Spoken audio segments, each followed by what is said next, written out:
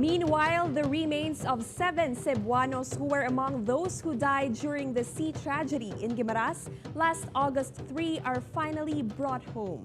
Families are not keen on filing charges. Alan Domingo with the details in this report.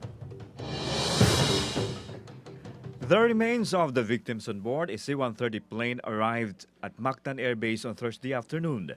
The bodies were flown in from Iloilo City. Cebu City Mayor Edgardo Labella personally supervised the arrival and transfer of the bodies to the gymnasium of Barangay Ermita. The families are unable to contain their grief.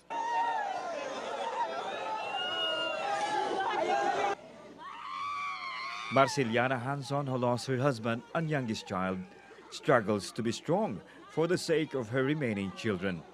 Marceliana's only request: Mayor, manghinaot ko nga akong anak nga usa makuan sa scholar.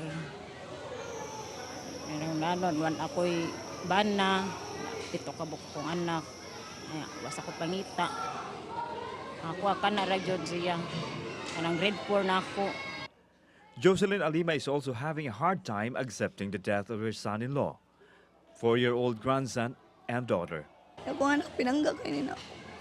May close na ako. May kasulti anak sa akong problema.